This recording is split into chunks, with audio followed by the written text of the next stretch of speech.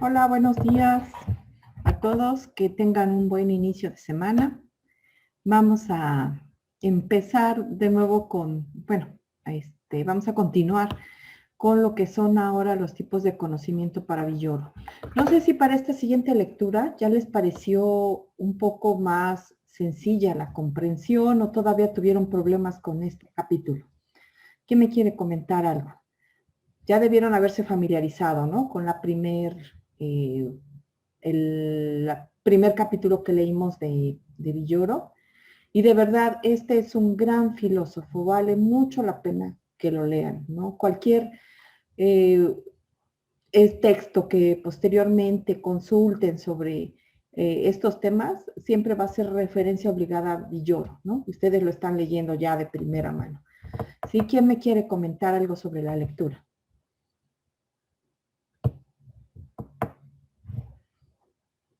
Diana Laura, ¿se te complicó la lectura? De tu experiencia, ¿nos quieres, por favor, platicar para saber cómo se sienten con las lecturas?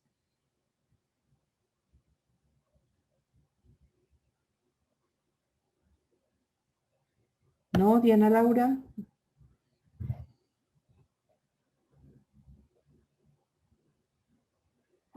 Un poquito complicado. Ajá. Belén. Bueno, a mí se me hizo un poco complicado, pero ve que le comenté que a mí no me gusta mucho leer, pero pues sí como que me llamó la atención ese texto, pero sí se me complicó un poquito, me confundía. Ok, bueno, no se preocupen, y no se desanimen, tienen que seguir haciendo las lecturas para que su cabeza, pues, bueno, haya sinapsis en este tipo de trabajos, ¿no? Y bueno, en las lecturas en general, y bueno, si lo piensan, toda su vida van a tener que leer, ¿no? Entonces ahorita ya se están enfrentando a otro proceso y bueno, es un buen tiempo para iniciarlo.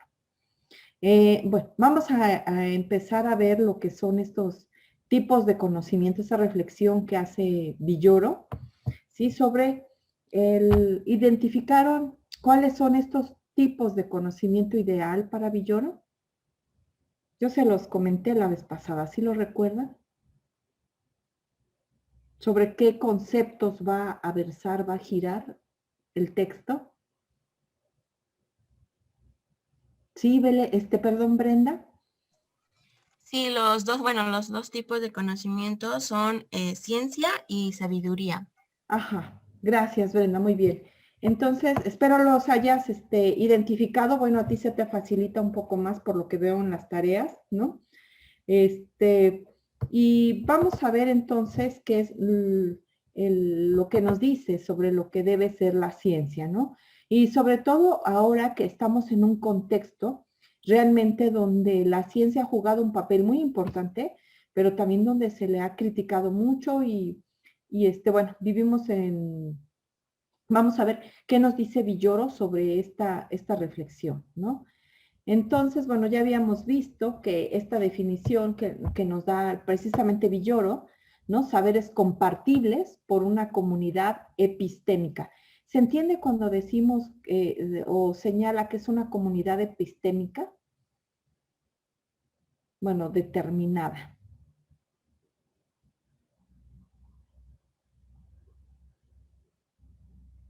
Aquí en esta segunda parte del enunciado lo señala. Cuando hay teorías, enunciados en relación con un dominio de objeto. O sea, que se comparten, ¿no? De alguna manera los paradigmas, las teorías, ¿sí? Pensemos, por ejemplo, a ver, ¿a dónde se generan estas comunidades epistémicas? ¿Dónde están? ¿Dónde las podemos encontrar? Digamos, materialmente.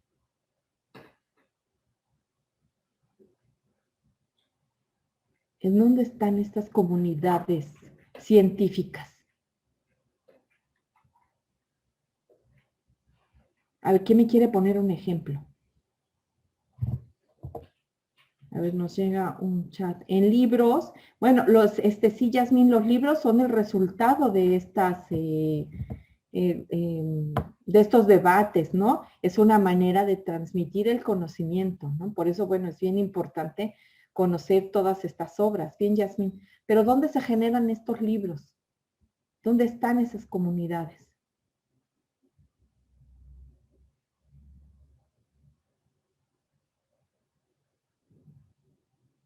¿No? Pues en las universidades, en las grandes universidades, en los centros de investigación.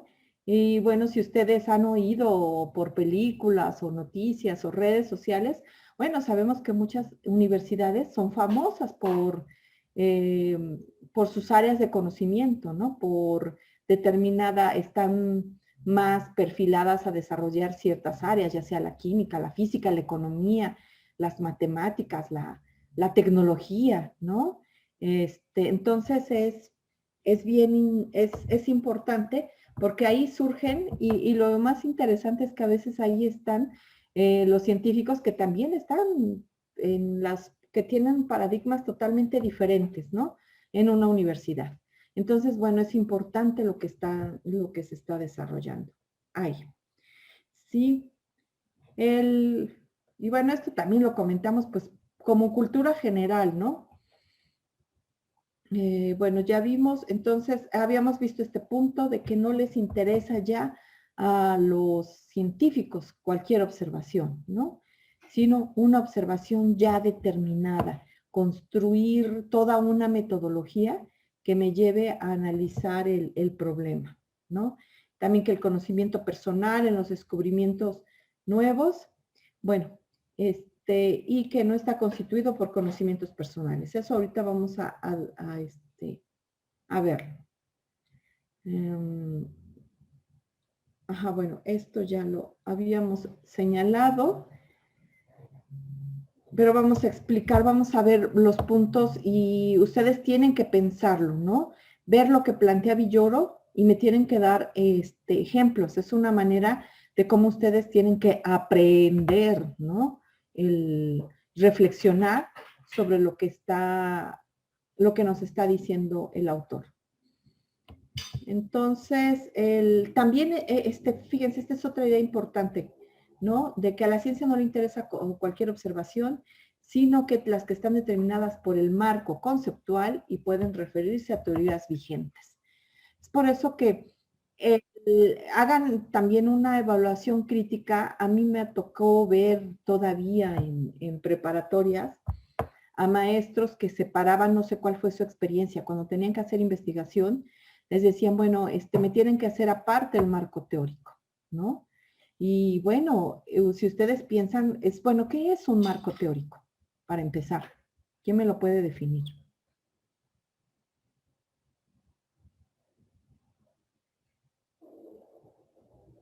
Sí, Belén.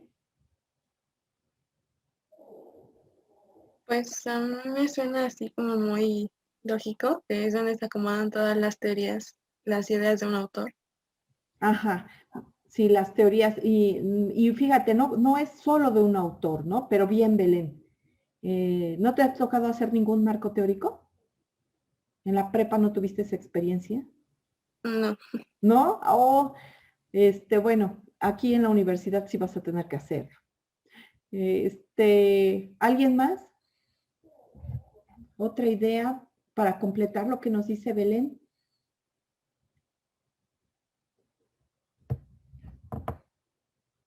No han tenido experiencia del marco teórico. Bueno, aunque no lo sepan, ya han tenido esa experiencia. ¿Por qué? Porque como nos señalaba Belén en esta idea, el marco teórico es todo el conjunto de teorías y paradigmas, o bueno, generalmente es un paradigma que nosotros retomamos para analizar un tema, ¿sí? Entonces, si por ejemplo nosotros vamos a querer estudiar o analizar ahorita los cambios que se están dando en el aprendizaje, bueno, tenemos que buscar a los mejores teóricos que hablen sobre el aprendizaje, pero ¿qué se van a encontrar? Que estos teóricos pues tienen teorías que son muy diferentes, ¿no? Que hablan y privilegian aspectos que a veces se contradicen. Entonces, ¿cuál es la tarea de ustedes? Es realmente estudiar para encontrar cuál es la teoría que les parece más adecuada a usar en su proyecto de investigación, ¿no? Por eso es que aquí dice las que están determinadas por el marco conceptual, ¿no? Entonces, cuando yo veo, por ejemplo, o que ustedes utilizan las teorías ¿qué teorías son las que están retomando para analizar el tema? Bueno, ahí ya nos permite ver cómo o hacia dónde va la investigación que están haciendo, ¿no? Hagan de cuenta que es como unos lentes, ¿no? Los lentes que se pongan, si son azules, van a ver todo azul. De alguna manera, así van a ver el proyecto que ustedes están realizando. Por eso es que no podemos hacer un marco teórico separado de toda la investigación, porque para ustedes es eso lo que van, ¿no? La manera en que van a abordar el problema. Y esto es lo bonito de la universidad, ¿no? Que les van a dar un cúmulo de teorías, ¿sí? Y es por eso que es importante que realmente las estudien y se vayan a las fuentes y ustedes investiguen de más, porque eso es lo que les va a permitir a ustedes poder analizar y reflexionar de una mejor manera el tema educativo, ¿no? Aunque no se vayan a dedicar a la investigación, siempre se van a encontrar problemas en el aula que van a requerir investigación, ¿no? Entonces, por eso es que es bien importante el entender qué es el quehacer científico, ¿no? Y todo lo que conlleva. Acá Villoro nos hace una reflexión bien importante porque critica, ¿no? Algunas cuestiones que, bueno, vamos a ver ahorita, a ver más adelante, sobre lo que no debe ser o hacer la ciencia, ¿sí?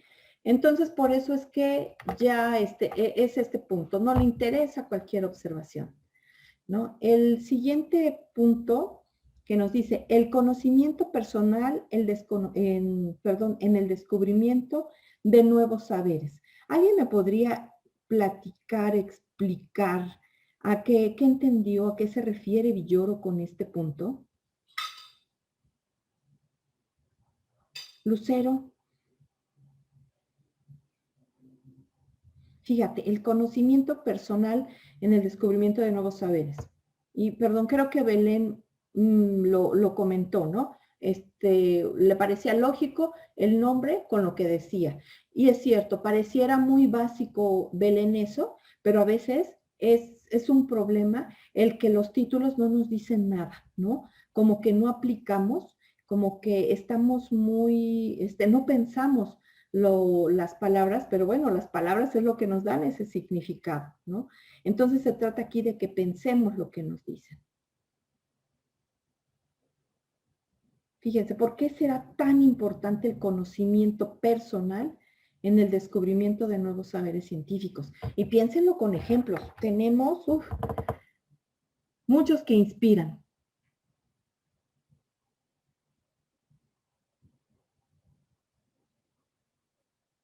¿No? A ver, una de las ideas o de los argumentos que da Villoro es que señala si no la lees, por favor, Jocelyn, estos dos puntos. A la ciencia no le interesa cualquier No, observación. estamos ya en el siguiente punto, Sí, Jocelyn. Cuando la familiaridad. ajá. La familiaridad y la experiencia con los objetos de investigación. La Ajá, familiaridad con instrumentos. hasta acá, ajá. Bien, ¿cuál creen que deba ser este conocimiento personal en ustedes como pedagogos? Esta familiaridad a la que se refiere Villoro.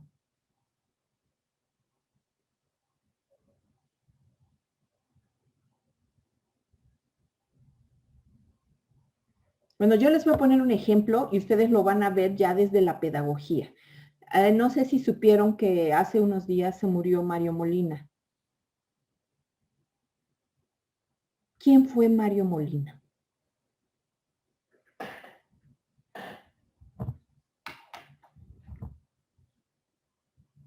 ¿No, niñas? Y vamos a ver con este ejemplo varias cuestiones que critica Villoro y la podemos ver con el caso de Mario Molina. ¿Quién fue Mario Molina? Sí, Jessica. Un ingeniero químico. Ajá, pero ¿por qué es reconocido mundialmente?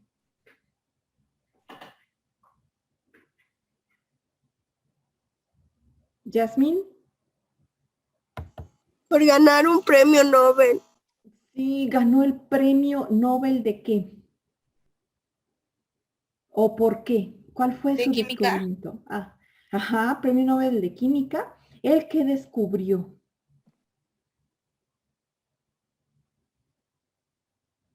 ¿No lo recuerdan? Sí, Marisela. Era de los efectos dañinos de la ¿Los capa qué, de perdón? ozono. De la capa de ozono. Sí, el agujero que se estaba formando en la capa de ozono, ¿no? Eso es muy peligroso porque pues dejaba pasar los rayos ultravioleta que son lo que pues nos daña, ¿no? Entonces, un gran problema que se estaba generando por la contaminación. No sé si ustedes sepan, pero cuando él empezó a hacer estos estudios, bueno, él presentó en las comunidades científicas este nuevo descubrimiento y esta teoría sobre el que se estaba formando ese agujero. Y resulta que, ¿qué creen? Estaban entre científicos y no le creyeron, ¿sí? Y entonces, bueno, vino a México pues desanimado, pero iban a poner, bueno, había una comisión, iban a ver el estudio que estaba haciendo, bueno, junto con otros investigadores, uno de ellos también estadounidense. Hubo una comunidad aquí en la UNAM que realmente conocían, valoraban el trabajo. ¿Por qué? Porque Mario Molina sí tenía familiaridad y experiencia en el tema que estaba haciendo. Tenía muchos años, él había hecho, bueno, realmente era todo un trabajo científico bien, pues con un gran peso, ¿no? Con gran experiencia, sabían. Y entonces hubo académicos que ante lo que había sucedido en la experiencia que había tenido Molina en Estados Unidos, bueno, dijeron, vamos a darle un reconocimiento porque sí se merece este trabajo, el reconocimiento. Y la Academia de la UNAM, ¿qué creen? Que no aceptó darle el reconocimiento, ¿sí? Días después, bueno, o meses después, resulta que le otorgan el Premio Nobel de Química porque efectivamente comprobaron la teoría de Mario Molina, ¿no? Entonces, bueno, él comenta que cuando llegaba a la UNAM, muchos de los académicos que no apoyaron el proyecto, pues echaban de la pena, ¿no? Entonces, bueno, es un ejemplo que me parece muy bonito en cuanto a la experiencia, a toda esta reflexión que hace Villoro, ¿no? O sea, es como la ciencia a veces, bueno, los científicos no reciben todo este apoyo, siempre las teorías nuevas se han enfrentado a un rechazo, a un obstáculo. Pensémoslo también, bueno, en cuántos científicos pasan por eso, ¿no? Muchos de ellos han muerto, incluso antes de saber que sus teorías realmente eran ciertas. ¿Alguien tiene otro ejemplo de investigadores o científicos que murieron sin saber que sus teorías eran ciertas y realmente fueron desdeñados por las comunidades científicas?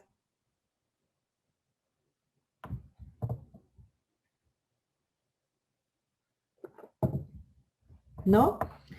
Fíjense, ¿por qué creen ustedes que sabemos tan poco de ciencia?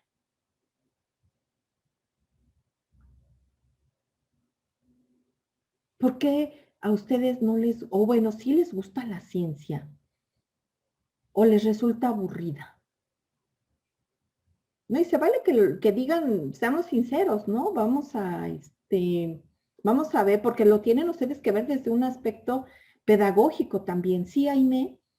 Yo siento que sabemos de ciencia gracias a ellos, porque pues ellos hicieron pues muchos intentos o muchos experimentos para lograr que sus teorías fueran como aprobadas y gracias a eso nosotros pues podemos tener hasta a veces varias cosas.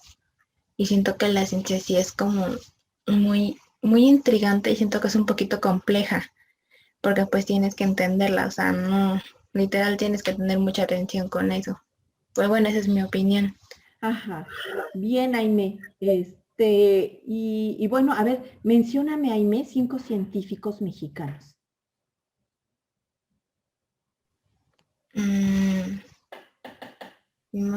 Mexicanos, no. No, no, está bien, estamos haciendo una reflexión. Evelyn, Puede ser los cinco científicos mexicanos, sería Luis Ernesto Miramontes. lo estás leyendo, ¿no? Que conozcas tú. Ah, pues lo conozco. Bueno, más o menos sé de él que hizo alzó la voz en las mujeres, hizo fortalecer a las mujeres y también estuvo en la UNAM. Hizo fortalecer Francisco a las mujeres. González. Ajá. Bueno, lo que yo sé. Pero fortalecer en Sí. qué? Ay, no me acuerdo bien. Ajá, a ver. Sí, De a ver, ese- sí, a ver, ¿quién más? Rápido, sin leer, díganmelos, que los conozcan, que sepan, que admiren el trabajo. Sí, Jessica. Guillermo González Camarena. Ajá, Guillermo González Camarena, ¿a él qué le debemos? Él fue el creador de la televisión a color. Ajá, ¿quién más?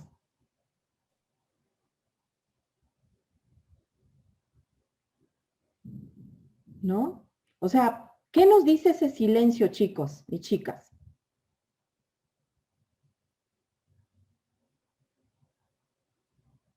¿Qué creen que nos diga que no podamos nombrar 5 científicos mexicanos? Que a lo mejor no estamos muy interesados como en los científicos mexicanos, bueno, por decirlo así. O sea, podemos conocer más por científicos, no sé, estadounidenses o Sí, y cositas. a ver, y ahí me podrías decir 5 científicos estadounidenses. Científico fue Albert Einstein. Ajá, no fue estadounidense, que terminó, ¿no? Asilado en Estados Unidos por su condición de judío. Ujú. Ajá, ¿quién más?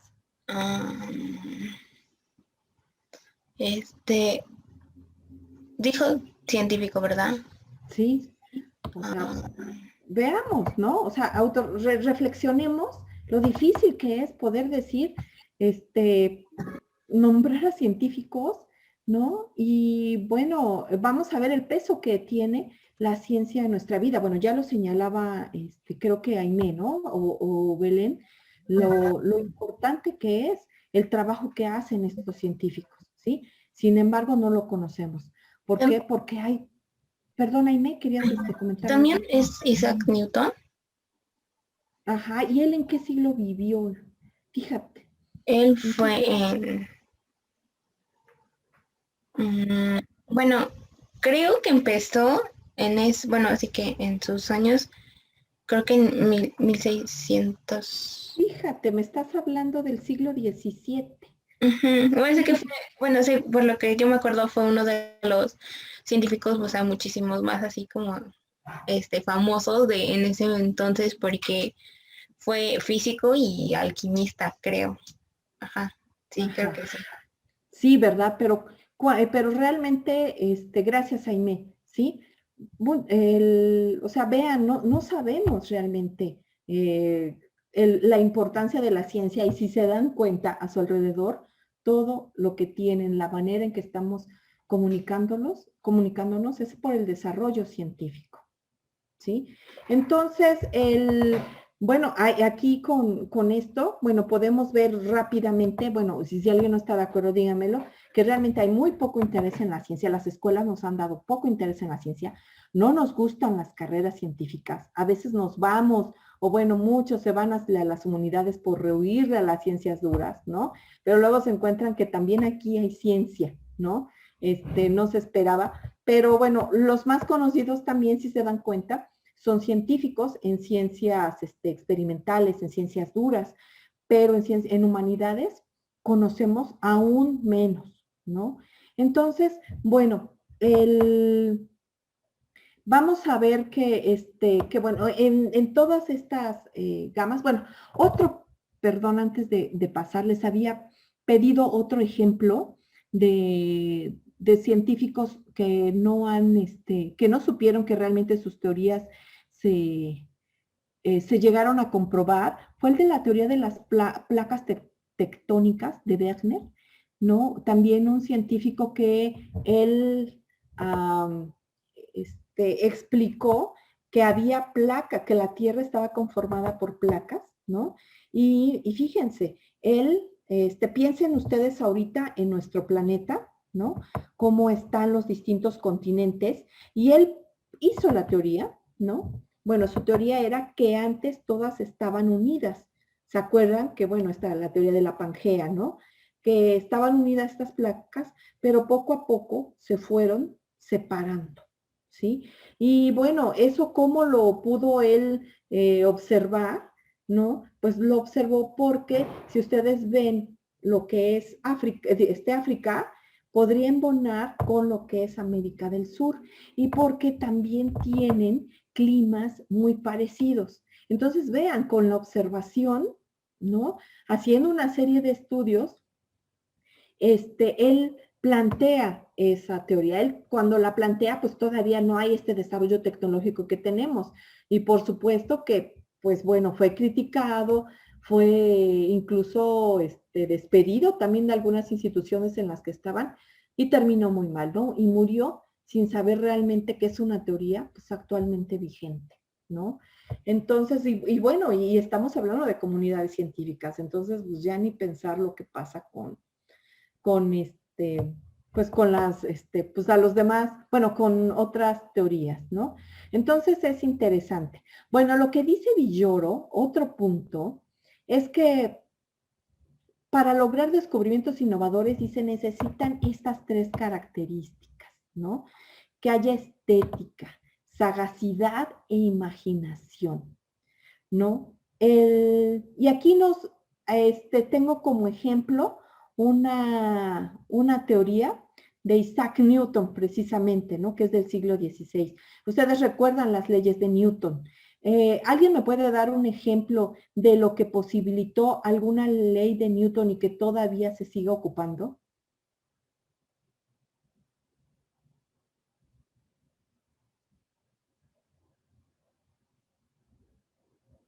¿No? Bueno, es maravillosa la vida de Newton. Hay una película, por favor véanla, y también habla en esa película cómo entre los mismos investigadores, ¿no? Hay también competencias y envidias y bueno, tienen que apresurar sus trabajos porque pues otros científicos también están descubriendo lo mismo, bueno, perdón, investigando lo mismo, y bueno, es muy interesante cómo cada uno llega a determinadas cosas. No recuerdan, no me pueden poner un ejemplo, son maravillosas. En primaria, niñas, si a alguien se le ocurre trabajar o quiere irse a la educación primaria, pueden hacer experimentos con las leyes de Newton para que los conozcan y los niños se van a divertir. De verdad, y entonces aquí vemos en la estética, ¿no? ¿Nos quieres, Brenda y Samar, leer por favor esta ley de Newton?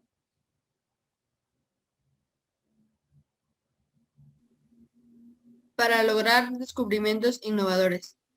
Todo cuerpo tiende a mantener su estado de movimiento uniforme o de reposo, a no ser que se vea obligado a cambiar su estado por fuerzas impresas sobre él.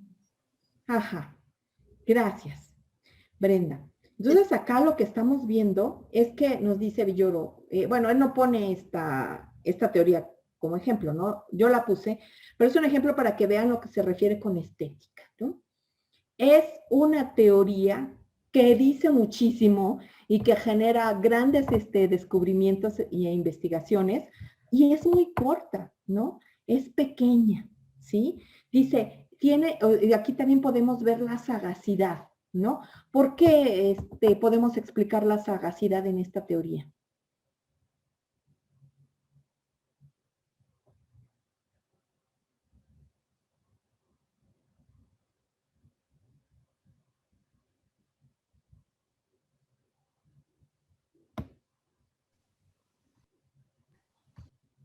¿Sí? ¿Alguien? A ver, piénsenlo, acuérdense, aquí se trata de pensar. Es lunes y es nuestra primera hora, pero qué mejor manera de iniciar la semana y el día que pensando.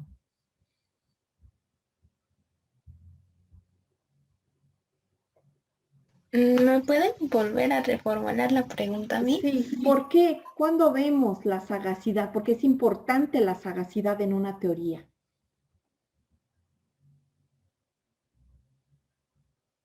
Bueno, a lo mejor les cuesta un poco de trabajo, vamos a ver, y la imaginación, ¿no? Aquí tengo esta ley de la gravitación universal. Ustedes recordarán esta imagen famosa o esta historia que nos cuentan, que bueno, algunos científicos dicen que no es cierto, ¿no? Que realmente nada más se creó para, como una metáfora de cómo llegó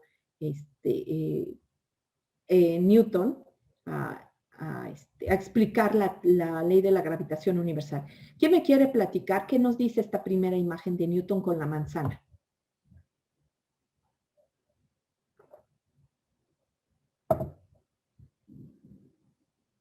¿No? ¿No lo recuerdan? ¿Sí, Evelyn?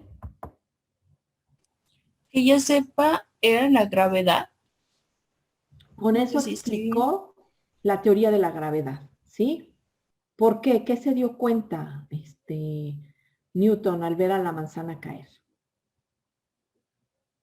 Que seguramente había una fuerza, ¿no? En la Tierra que atraía las cosas y eso era que permitía que pues estuviéramos en el piso, ¿no? Nadie había reparado en eso, en esa fuerza. Sin embargo, esa ley es la que nos permite explicar gran parte de cómo, de explicar este fenómeno de lo que es el universo, ¿no? Nosotros tenemos un satélite natural que es la Luna. ¿Por qué la Luna siempre está en, por qué no se nos viene encima o por qué no se va la Luna?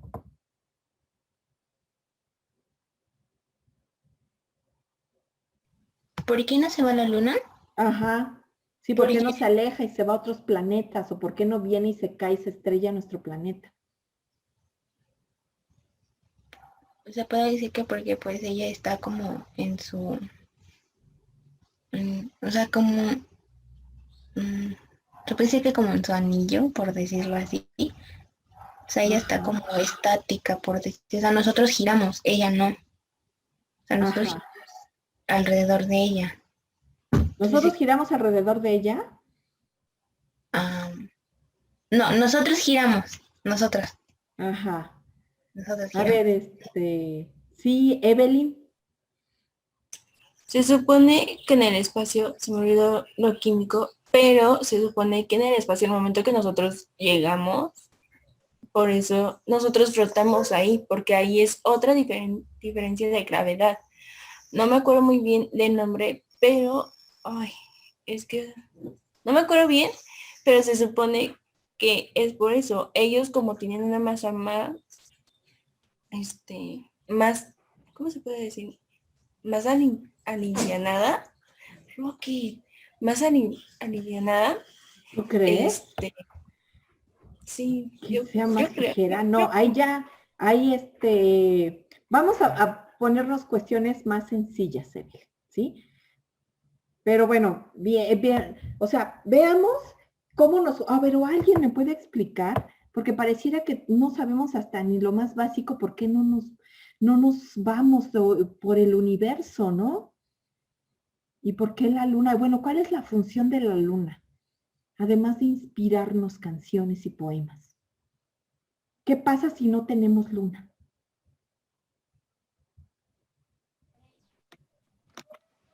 Sí, Jessica. porque sin ella tendríamos, bueno, los días tendrían otra duración y a lo mejor nosotros ni siquiera estuviéramos existiendo. ¿Tú crees que no existiríamos porque no tendría la misma duración? Sí, porque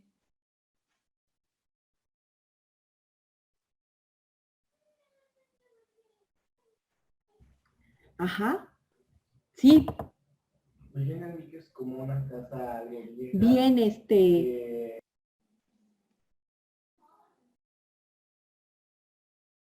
¿alguien más? Huele.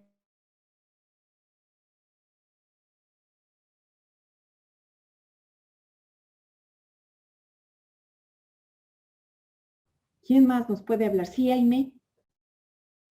Podríamos decir que en las noches, bueno, así que como gracias a ella, pues tenemos un poquito de luz, porque obviamente el sol se refleja en ella y pues tenemos en sí como, o sea, no como tal luz como así, super luz, pero así como un poquito.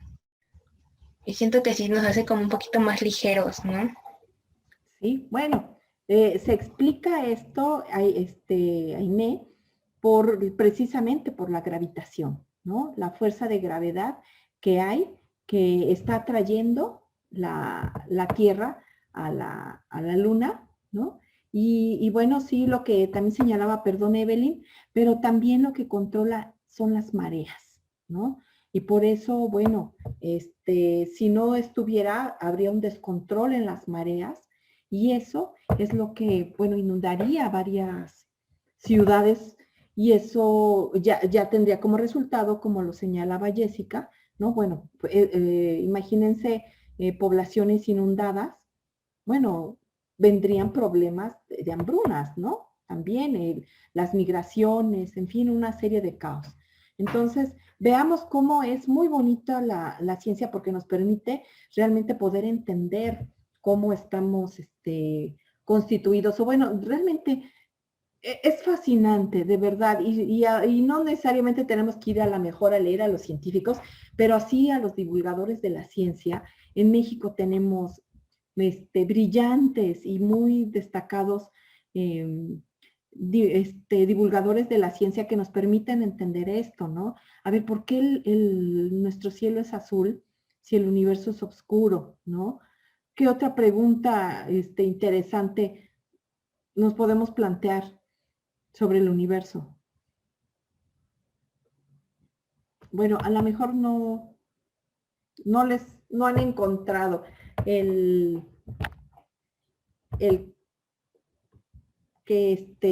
lo maravilloso que es la ciencia, pero espero que sí, conforme vayamos viendo algunos científicos, bueno, les vaya interesando, ¿no? Entonces, otra frase también que es muy interesante para ver el desarrollo de la ciencia es esta que señala Newton, ¿no? Si he logrado ver más lejos, ha sido porque he subido a los hombros de gigantes. ¿Quiénes eran estos gigantes para Newton? Pues todos aquellos que estuvieron atrás de él, Copérnico, Galileo, ¿no? Y ¿por qué? Porque ellos también, principalmente ellos dos, desarrollaron teorías que permitieron a Newton cambiar la forma de explicar el universo, ¿no?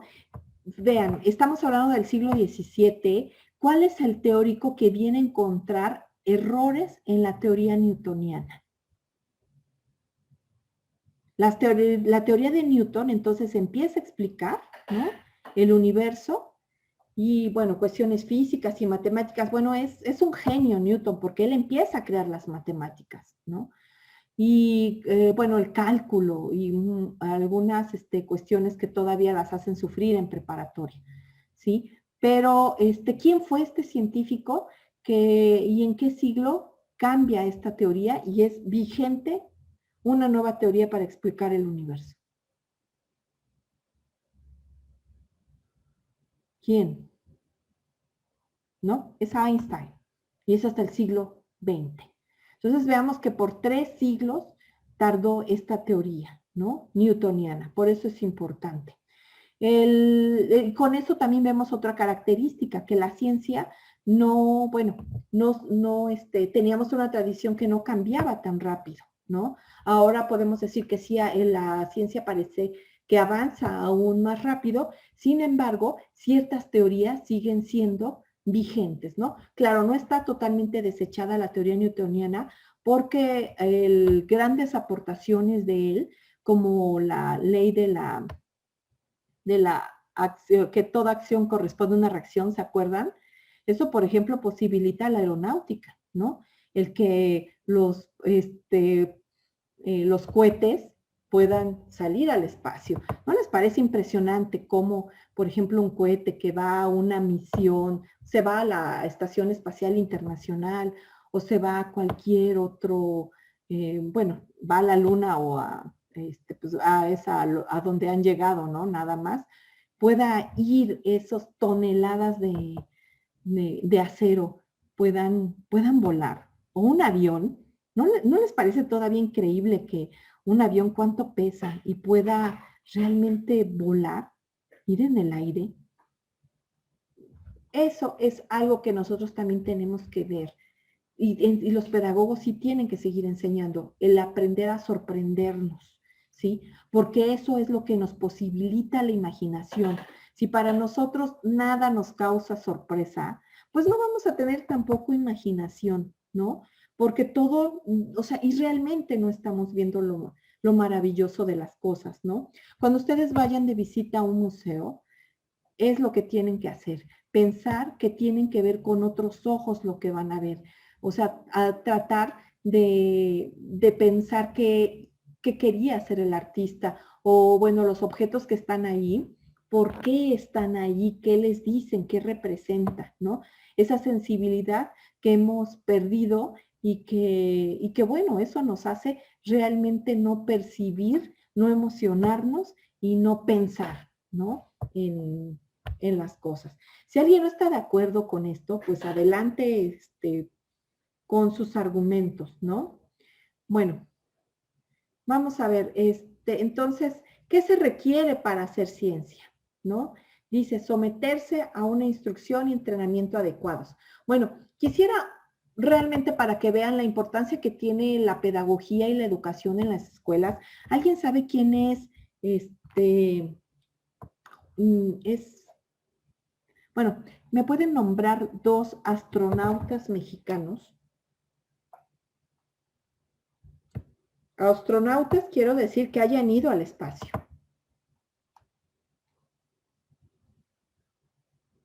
¿Quiénes son estos 2? Incluso uno de ellos está trabajando en Puebla, en una universidad que está muy cerca de la nuestra, haciendo un gran proyecto con jóvenes de preparatoria y también de universidad principalmente. ¿Quién?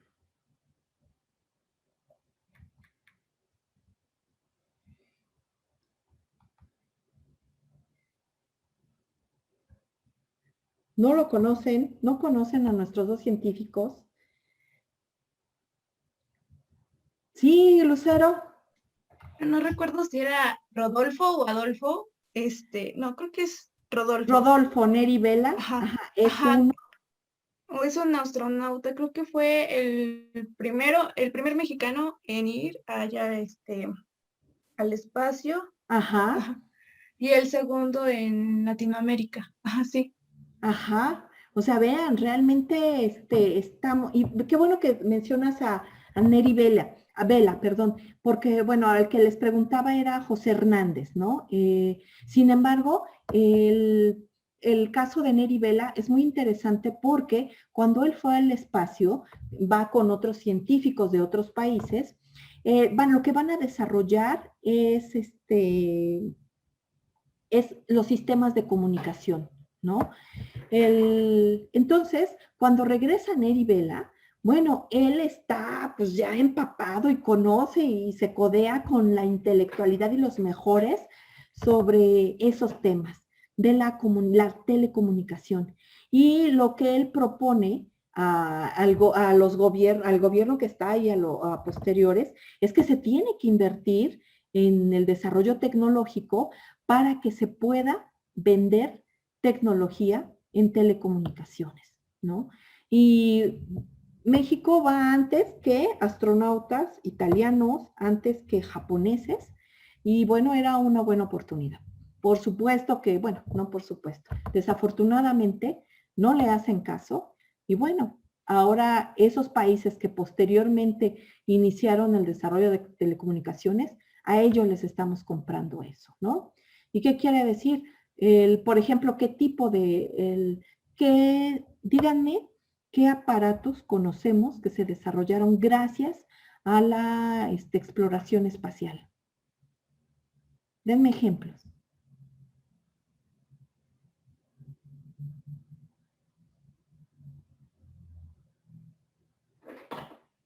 No, pues tan solo el celular que tienen a su lado con el que están viendo la clase. GPS, ¿no? ¿Sí se dan cuenta de la importancia que tiene el desarrollo científico y tecnológico? Entonces, desafortunadamente, y pensémoslo, los países que mejor economías tienen, lo que nos venden es ciencia, ¿no? Vean ustedes, chequen qué está, por ejemplo, haciendo Israel. Israel está invirtiendo muchísimo dinero a educación, pero porque lo que quieren hacer es competir con Silicon Valley, que es a donde se están desarrollando todas estas tecnologías y la inteligencia artificial, porque quieren ser una fuerte competencia, ¿no? Y veamos ya cómo nos ha afectado, por ejemplo, este problema que hubo entre Huawei, ¿no? Y Estados Unidos, también por esta comunicación celular. Entonces, ellos son países que le invierten. Por ejemplo, no sé si ustedes sepan, pero el caso de China, hace 20 años, China empezó a mandar a sus estudiantes a las mejores universidades del mundo. O sea, los becaba para que estudiaran en los mejores centros científicos de todo el mundo. ¿Qué hizo? Que después de un tiempo empezó a repatriarlos. Es decir, todos vénganse, de acuerdo a las experiencias que tuvieron, ahora van a desarrollar para lo que son buenos, ¿no? Para lo que se fueron a preparar, y bueno, desarrollarlo en su país. ¿Y qué pasa con China? ¿No? Ahora es una de las grandes potencias económicas, ¿sí? Y todo, bueno, gracias al desarrollo en la educación y que se dio también hacia la ciencia. Fíjense, en el caso de Miguel Hernández, perdón, de José Hernández, que es el segundo astronauta mexicano, y a lo mejor hasta se han topado con él en la calle porque, bueno, él a veces va a una universidad muy cercana. Él empezó era hijo de campesinos, ¿no? En el norte bueno, en Estados Unidos. Sus papás eran mexicanos.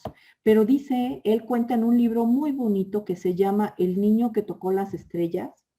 Él cuenta que cuando estaba recolectando con su familia y con cientos de mexicanos, bueno, estaban en los campos agrícolas, realmente no recuerdo él qué cosechaba, veía pasar los aviones, ¿no? Y eso le hacía soñar que él quería ser astronauta, ¿no? Que toda su familia pues se reía, porque, bueno, pensaban cómo alguien tan humilde podría realmente alcanzar ese sueño, ¿no? Sin embargo, él dice que realmente entendió y vio en su vida y que tuvo maestros que le hicieron ver eso, ¿no? Que realmente la educación podía cambiar la vida que tenía y dejar de ser campesino, no porque fuera algo malo, ¿no? Sino porque era una manera de que él podía decidir qué hacer con su vida, ¿no? Y tener una mejor calidad de vida. Y bueno, la educación, él vivió en Estados Unidos, la educación le permitió realmente llegar a cumplir su sueño, ¿no? Y bueno, llegó a ser y todavía sigue desarrollando ciencia, y él lo que hace entonces es trabajar para fortalecer la ciencia y que los jóvenes, tienen este programa, que los jóvenes empiecen realmente a interesarse por el desarrollo aeroespacial. Y bueno, como ejemplo tenemos que hace un año esta universidad, la UPAEP, lanzó el primer nanosatélite, ¿no? Al espacio, y estuvo, bueno, en el trabajo estuvo hecho tanto por docentes como por alumnos, ¿no? Ahí váyanse, les queda cerca, bueno, cuando ya salgamos al museo de la UPAEP, y ahí está una réplica para que conozcan el tamaño de este nanosatélite, ¿no? Entonces, con esto vemos cómo la ciencia tiene un papel bien importante y que, bueno, a largo plazo trae grandes beneficios, ¿sí? Para la población. Por eso es importante. Y bueno, en las escuelas Es a donde se debe formar ese pensamiento, ese gusto por la ciencia, pero bueno, con lo que vemos, pues parece que no lo tenemos. ¿No creen? O bueno, no sé ustedes qué opinen, que a veces la ciencia se nos hace aburrida, ¿no? Bueno, entonces, estos son unos ejemplos y bueno, vamos a ver, entonces, ¿qué se requiere para hacer ciencia? ¿No? ¿Qué nos dice Villoro? Bueno, hay que someternos a una instrucción y entrenamiento adecuados. ¿Y cuándo empieza? ¿Cuándo creen? ¿En qué nivel creen que debe empezar ese entrenamiento? A ver, ya como futuros pedagogos, ¿cuándo creen?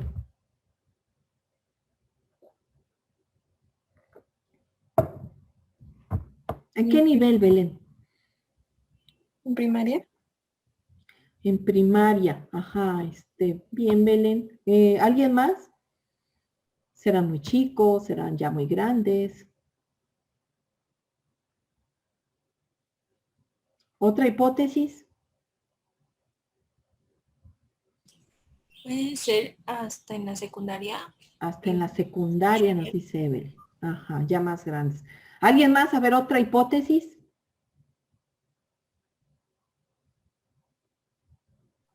¿Podría ser en la universidad? Hasta la universidad. Ajá, bien. Bueno, pues tenemos que cada vez se fueron más grandes, pues en la mayoría de las escuelas en Europa empiezan desde el nivel preescolar a interesarlos por la ciencia porque consideran que es cuando el niño tiene un pensamiento, ¿sí? Más, todavía sin miedo, este pensamiento que le llaman,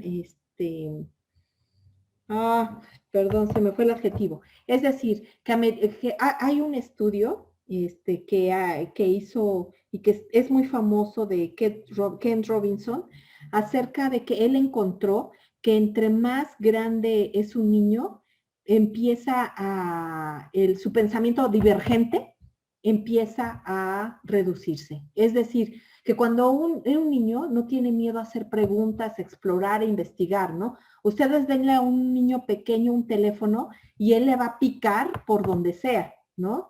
Luego dicen, bueno, es que los niños son bien inteligentes porque saben él prender una televisión y manejarla o una computadora, ¿no? Bueno, es este pensamiento divergente, que ellos no tienen miedo y exploran. Pero aquí es la crítica que hace Ken Robinson, ¿no? ¿Qué pasa? Que conforme se va haciendo más grande el niño, tiene más miedo a explorar, ¿no?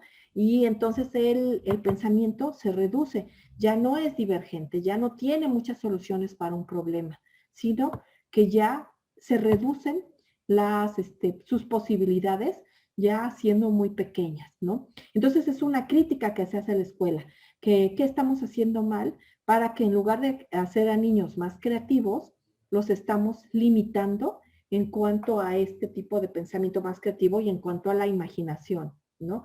Ya no les permitimos pensar, ¿no? Soñar, imaginarse.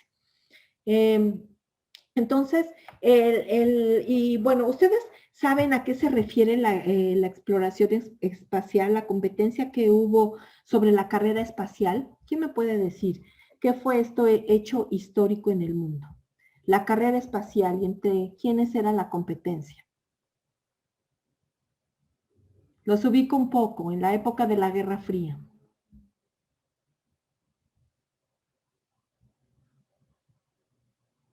¿No? Bueno, hacemos este tipo de referencias para que vean que el contexto también es importante. ¿No? Era entre dos, ¿verdad? Sí. Ahí estaba Las también. grandes potencias en ese entonces. Era Estados Unidos y no estoy segura si era... Ay, no sé si decirlo.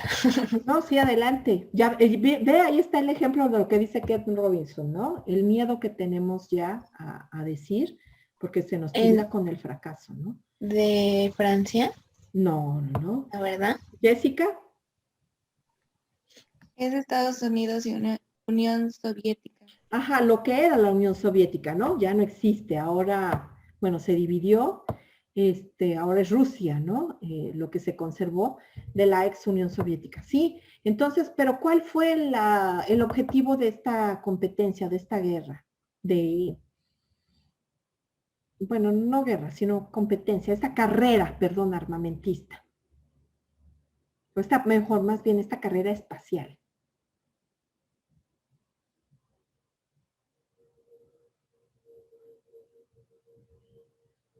No, él era a ver quién llegaba primero a la luna, ¿no? Entonces, Era por, ay, ¿sí, Jessica? por conquistar el espacio. Ajá, la conquista del espacio, ¿no? Todas las posibilidades que iba a implicar y quién ganó, quién llegó primero. Eso sí supieron, ¿verdad?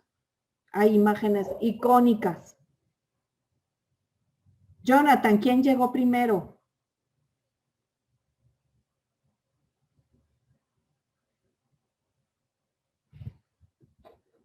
¿No?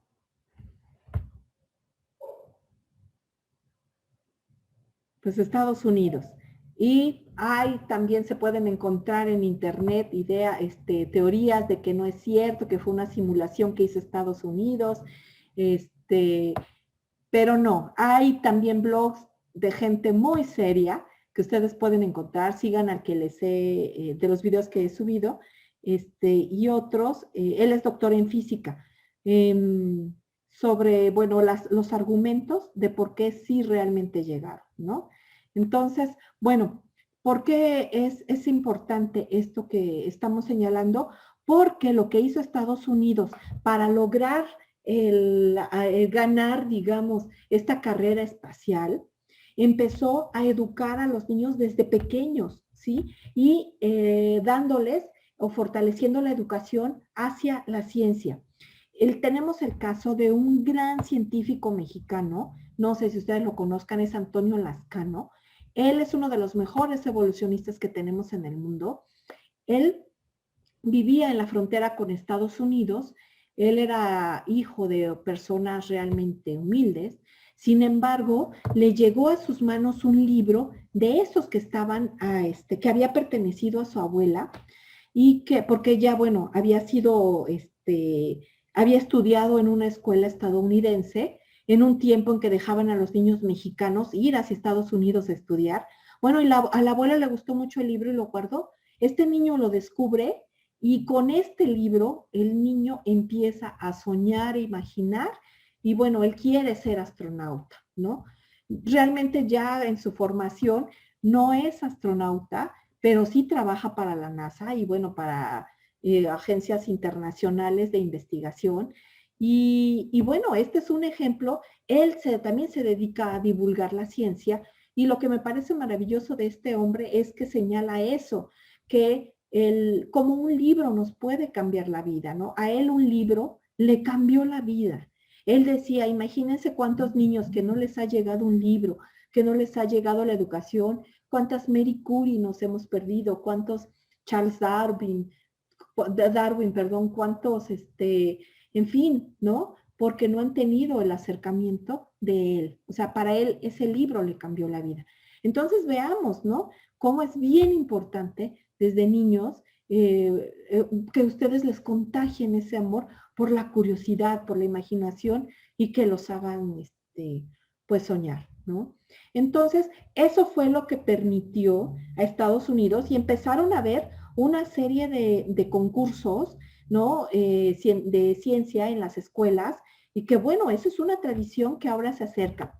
Yo tuve la oportunidad de ir, bueno, no a participar, uno de mis hijos participó en un torneo hace un par de años en Houston. De verdad, chicos, es algo increíble. Yo ya soy adulta y estaba súper emocionada de ver. Eran más de 150, perdón, más de 100, bueno, eran alrededor de 100 países, ya no me acuerdo cuántos llegaron, pero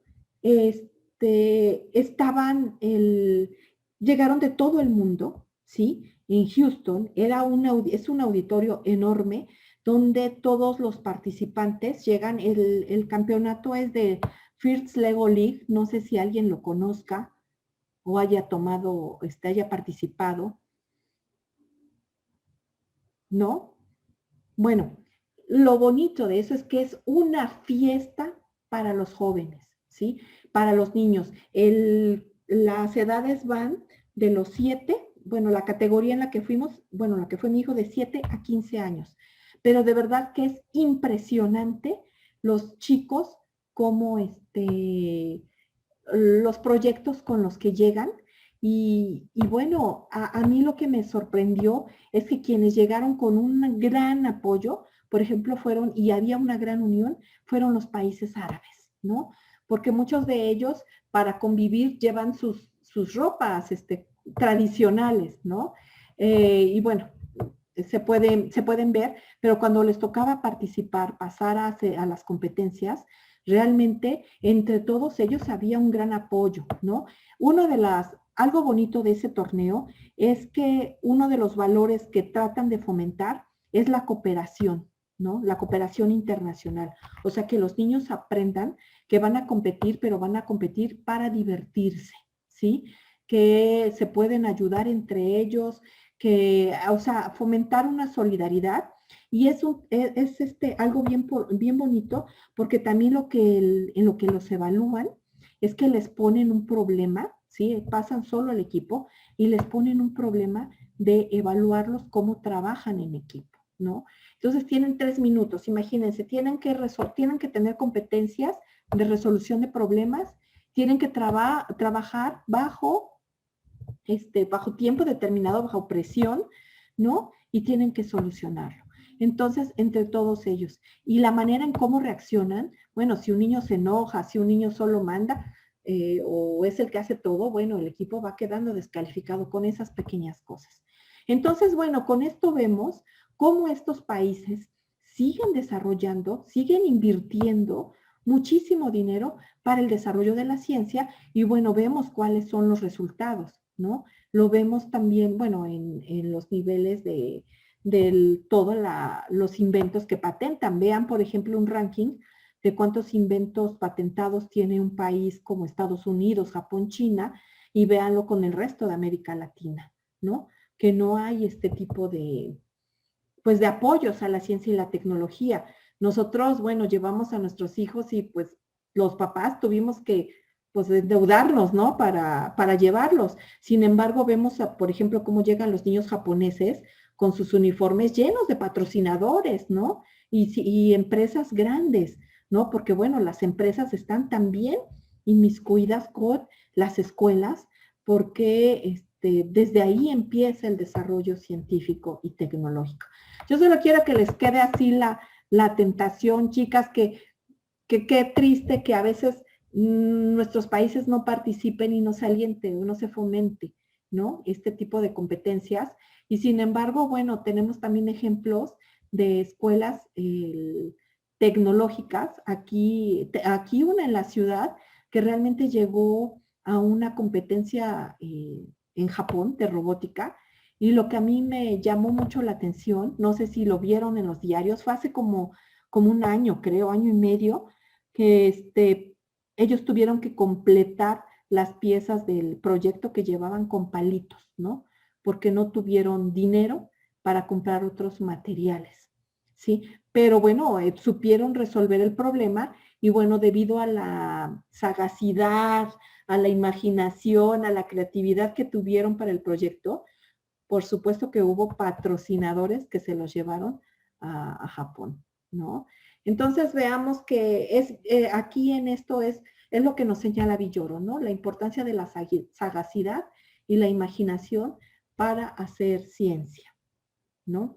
Bueno, entonces nos dice también que, y esto es un mito, no sé si o se han topado con ello, ¿no? Del saber científico dice cualquiera puede llegar a ser científico, pero hay que someternos a esta enseñanza adecuada, ¿no? Y también tener la capacidad intelectual de aprender, ¿sí? Y esto, bueno, es el querer realmente hacer, ¿no? Bueno, ¿hasta aquí alguna pregunta, algún comentario? ¿Creen que no es cierto o sí? Hace 2 años, ya para terminar aquí con lo de la ciencia, no sé si vieron que hubo una escuela de Tlaxcala que ganó una competencia en la NASA. también sobre robótica. Una chica de secundaria. Bueno, ella estaba sorprendida de haber ganado cuando la entrevistó. Pueden encontrar la entrevista en la radio de CONACYT. Y lo que hizo esta niña es que dice que la pasaron con otros niños de otras partes del mundo a resolver un problema, ¿sí?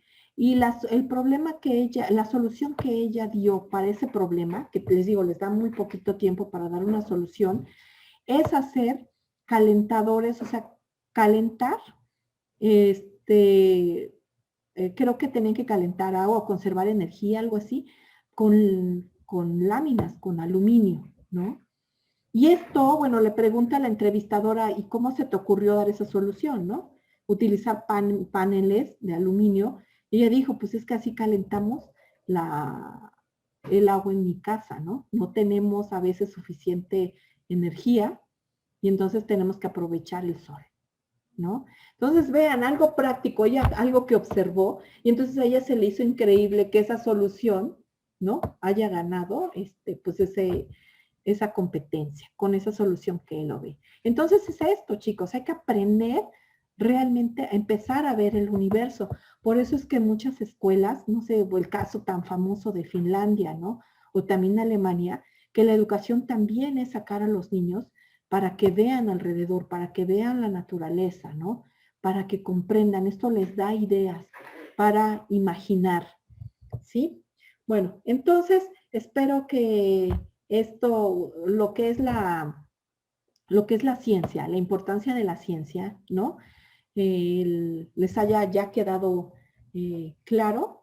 Y vamos a ver entonces ahora a pasar con lo que es la sabiduría. Si ya nos quedó claro lo que es la ciencia, ¿qué es la sabiduría para Villoro? ¿Cuál es la diferencia? ¿Quién entendió?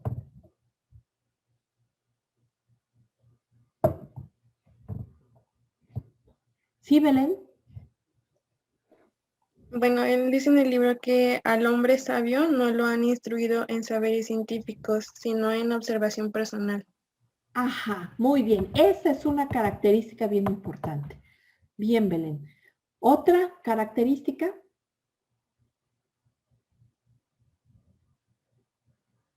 Sí, Evelyn. También decía que el sabio, que la sabiduría se atribuía con mayor facilidad a los hombres viejos, experimentados o bien a los que han sobrevivido múltiples experiencias. Ajá, muy bien, Evelyn. Otra idea importante, ¿no? O sea, experiencias, o sea, fíjense, conocimientos directos, ¿no? Reiterados, o sea, tienen experiencia con eso y lo llegan a comprender, ¿no? Y aquí otra idea que va con esto es que dice, no aduce razones, ¿no? Solo narra una experiencia vivida. ¿Sí se entiende esto? O sea, no necesariamente nos podría explicar el por qué, pero él sabe que es así, ¿no? Por eso dice, es un conocimiento personal. ¿Me pueden dar un ejemplo de lo que sería entonces la sabiduría?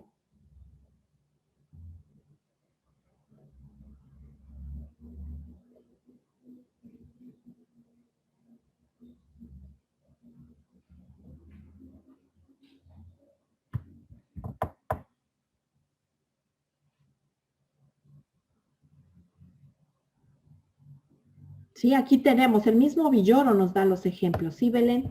Oigan, perdón, Belén y Evelyn y Aimé son las únicas, las demás se fueron, nos dejaron, ¿qué pasó? ¿No les interesa la ciencia? Es bien interesante, bien bonita. Quédense. ¿Sí, Belén? Bueno, no sé si podría ser un ejemplo así, pero por ejemplo cuando tratamos con niños no por estar enfrente de un grupo, sino porque tenemos hermanos o primos o sobrinos o vecinos a los que ayudamos, estamos experimentando y sabemos cómo es el comportamiento de ese niño. Y ya no necesariamente tenemos que basarnos en el comportamiento estando frente a un grupo o en una institución. Ajá. Podría ser, Belén, sin embargo, lo que señala Villoro es que va más allá, no es solo una experiencia, digamos, pequeña, ¿no? Sino que sí podría ser lo que tú señalas, pero cuando realmente hay un cambio importante y grande, ¿sí? Evelyn. Puede ser, como nos dijo en un ejemplo, puede ser como en nuestros abuelos, bisabuelos, que, no sé, digamos, que un ejemplo, ¿no? Que un abuelo nuestro fuera a guerra y nosotros nos queremos meter, nos da consejos de cómo hacerlo. Puede ser una sabiduría ya experimentada y ya un señor más grande. Puede ser eso, ¿no? Ajá, aunque Evelyn, hay que tener cuidado porque lo que no hay que generalizar es que Villoro no dice que la edad nos va a dar sabiduría, o sea, directamente, no, sino que se refiere a la edad por toda esta experiencia, pero no siempre es con la edad, puede ser más joven, ¿no? Que realmente haya tenido estas experiencias que les permita llegar a tener la sabiduría, el conocer algo. Y un ejemplo es Sor Juana. Realmente era una mujer muy joven, pero tenía una gran formación, un gran conocimiento, que realmente era una mujer sabia, ¿no? Y era muy, muy joven. Ese autoaprendizaje de querer conocer, ¿no? La llevó a tener toda esa sabiduría y bueno, eso lo reflejaba en la manera en que escribía y lo que escribía, la manera en que reflexionaba sobre diferentes temas, ¿sí? Entonces, bueno, para no confundirlo, ¿sí? Aunque, por ejemplo, sí, unos ejemplos de sabiduría, aquí como dice, ¿no? Alguien que cosecha sabe cuándo cosechar, ¿no? Sabe en qué temporada es lo más adecuado. Por ejemplo, a veces observa, no sé si ustedes recuerden la fiesta de la marmota en Estados Unidos. ¿Qué celebran?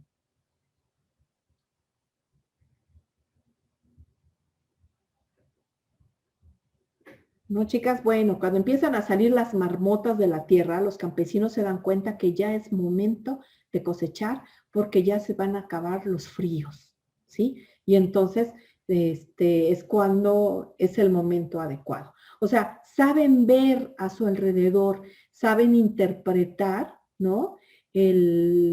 Los elementos que ven y les permiten solucionar o hacer una práctica que va a traer buenos resultados. Sí, o sea, no nada más es una cosa, son múltiples cosas, ¿no? Las que nos permiten conocer.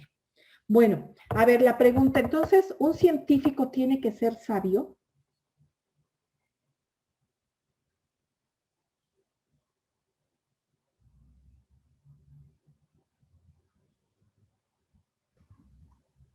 ¿Sí, Aimee?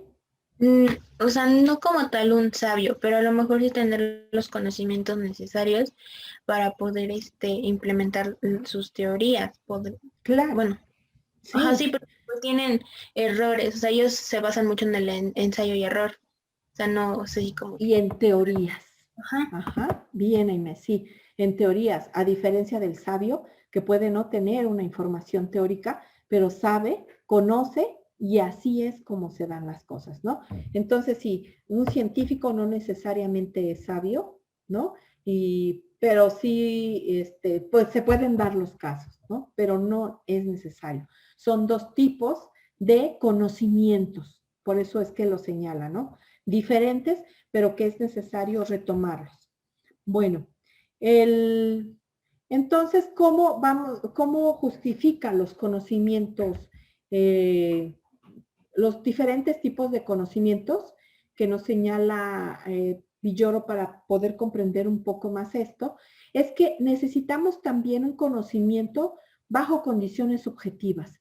Es decir, nosotros tenemos que tener ciertas condiciones subjetivas para poder ejercer bien nuestra labor o en lo que nos desempeñamos, ¿no? Por ejemplo, nos dice un catador de vino, para poder hacerlo, pues necesita realmente capacitar su paladar, ¿no? Educar el paladar, tener un olfato muy fino, una sensibilidad especial.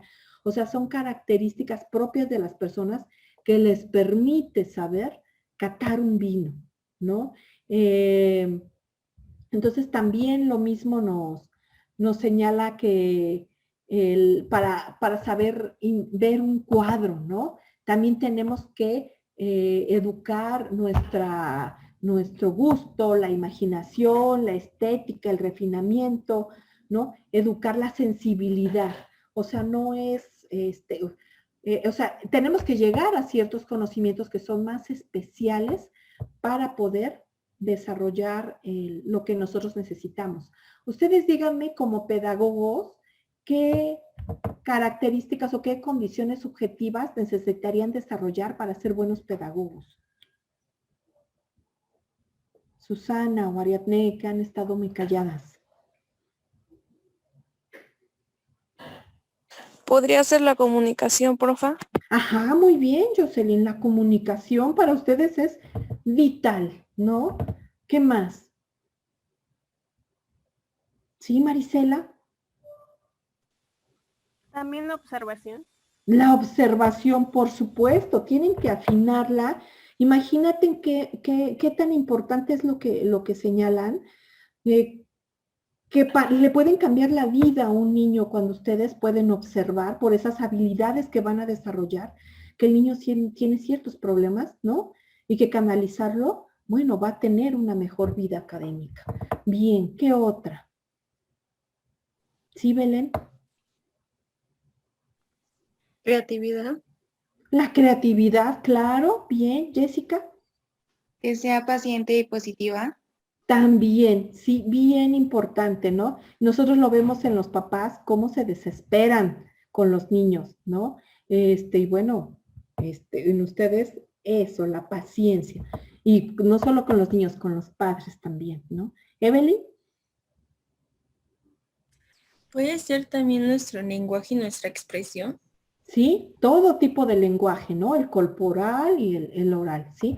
Entonces, vean, todas estas condiciones subjetivas son importantes para desarrollar las habilidades que ustedes tengan, ¿no?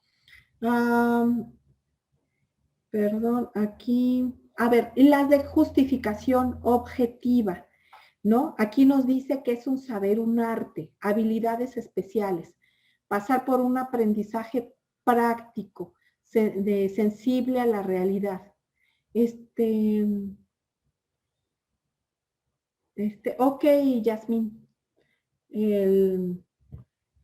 Sí, entonces aquí fíjense, es importante agudizar sus sentidos, nos dice esta justificación objetiva, ¿no? Afinar la capacidad de discriminación, tener estas experiencias repetidas, estos conocimientos personales. ¿Cuáles serían estos? Para ver ejemplos.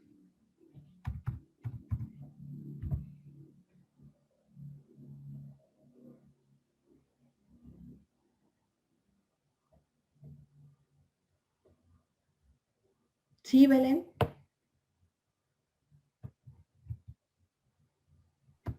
Podría ser ahora sí lo de los niños por tener hermanos o familiares pequeños. Ajá. Sí, muy bien. Nos ponía un poco para tener claro, Villoro, por ejemplo, un espeleólogo, ¿no? Que para poder, imagínense realmente qué conocimientos y habilidades tiene que desarrollar para poder sumergirse en cuevas, ¿no? Que están oscuras, pasar por pasadizos. Yo creo que no cualquiera, bueno, a lo mejor tendría el valor de desarrollar eso, ¿no? Pero es algo que tiene que hacer, ¿no? O un radiólogo, cómo tiene que, educar su vista para poder interpretar todo lo que ve en esas imágenes, ¿no? Entonces lo mismo, ¿no? Un laboratorista, educar la vista para ver toda una serie de microbios que nosotros vemos y pues no nos dice nada, ¿no? A ellos sí les dice algo, ¿no? Entonces, bueno, estos son los tipos de conocimiento que nos dice Villoro que nosotros, bajo condiciones objetivas, y bajo condiciones subjetivas las que tenemos que educar para hacer mejor nuestra labor y nuestra tarea, ¿sí? Bueno, rápidamente para terminar, la siguiente clase vamos a hacer un debate. La mitad del grupo, yo les voy a mandar por mensaje quiénes van a defender la idea. El problema que se plantea es el siguiente. Si tuviéramos cierta cantidad de dinero, ¿a qué le tendríamos que invertir más? ¿A la ciencia o alimentar a la población que se está muriendo de hambre?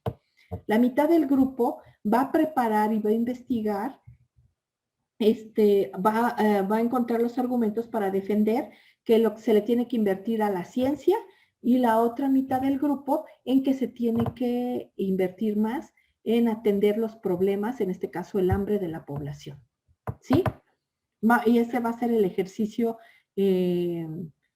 para la siguiente clase. Entonces pónganse a investigar, a pensar, a retomar algunas de las ideas de Villoro para que podamos ejercitarlas, ¿no? Y también se va a tomar en cuenta como participación. Bueno, chicas, cuídense. ¿Alguna pregunta rápida antes de que se vayan a...? ¿No? Bueno, cualquier otro comentario. ¿Perdón? ¿Usted mandará quién formará el equipo? Ajá. Sí, Brenda. Ahorita se los mando por mensaje, por favor. Sí, ¿en qué equipos les toca? Bueno, nos vemos en un ratito. Hasta luego. Perdón, Jessica, ¿sí? Una pregunta. El día sábado le había mandado mensaje, no recuerdo bien qué día fue, pero acerca de una tarea y creo que no me respondió. Perdón, Jessica. Ahorita lo checo, ¿sí, por favor? Sí. Gracias por Sí, a usted. ¿sí? Bueno, que tengan buen día y nos vemos al ratito. Hasta luego, chicas. Y Jonathan. Hasta luego, Miss. Adiós.